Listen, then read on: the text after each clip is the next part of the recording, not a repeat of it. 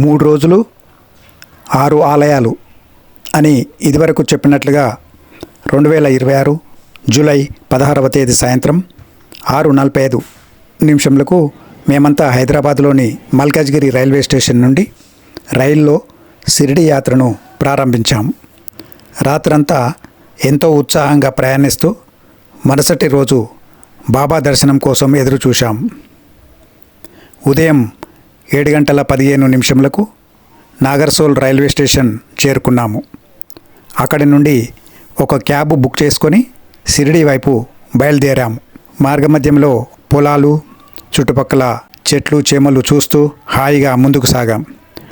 దాదాపు 2 గంటల ప్రయాణం తర్వాత ఉదయం 9:30 షిరిడి చేరుకున్నాం.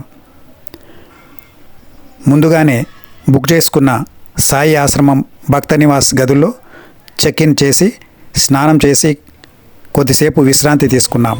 ఇప్పుడు మనం చూస్తే సాయి ఆశ్రమం నుంచి షిరిడి టెంపుల్కు పోతున్నాము. ఇక్కడ ఆటోలో మాట్లాడుకొని వెళ్తున్నాము. ఈచ్ 20 రూపీస్ అని చెప్తున్నారు. సుమారు మధ్యాహ్నం 12 గంటలకు సాయిబాబా ఆలయానికి చేరుకొని దర్శనానికి వెళ్ళాము.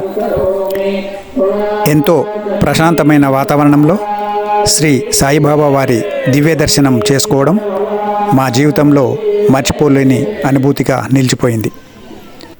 దర్శనం పూర్తయ్యాక ఆలయ పరిసరాలను సందర్శించి ప్రసాదం స్వీకరించి సాయంత్రము 4 గంటలకు తిరిగి గదులకు చేరుకున్నాము. నమస్తే. ఇప్పుడు షిరిడి సాయి యొక్క దర్శనం అయిపోయింది. అక్కడ మనకు ఒక టికెట్ ఇచ్చారు. ఆ టికెట్ను తీసుకొని ఇక్కడ ప్రసాదాలయం దగ్గరకు వచ్చాము. ఇక్కడ భోజనం చేసుకొని శని సింగనాపూర్కు వెళ్తున్నాము. రండి వెళ్దాం. నమస్తే. మనము ఇప్పుడు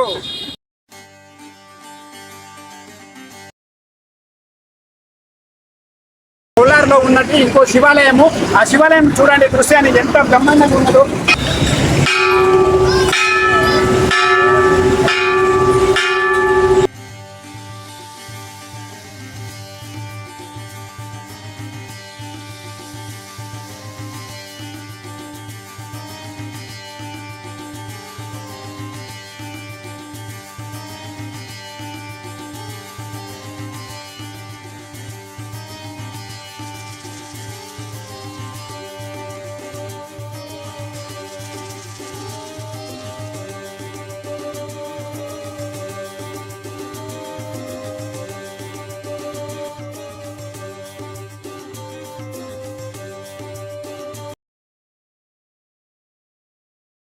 నమస్తే. మనం ఇప్పుడు షిరిడి నుంచి ఇక్కడ శని సింగాపూర్ వచ్చాము. ఇక్కడ శని టెంపుల్కి వెళ్తున్నాము. అక్కడ లోపల ఆ దేవాలయం ఎలా ఉన్నది, ఆ విశేషాలు చూస్తాం రండి.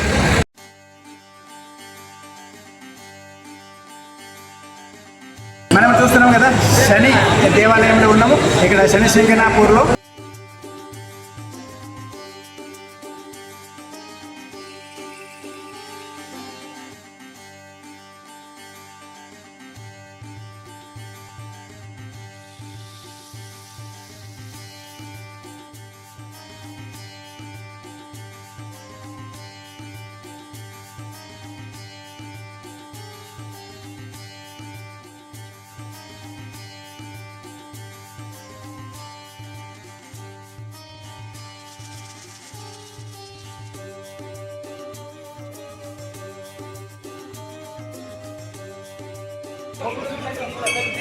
శని మహారాజు వారి ఆలయంలో భక్తితో దర్శనం చేసుకుని అక్కడి ప్రశాంతమైన వాతావరణాన్ని ఆస్వాదించాం.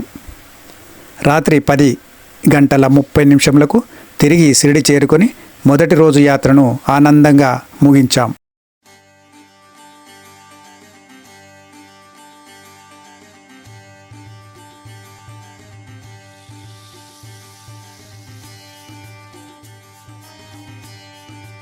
Namaskaram.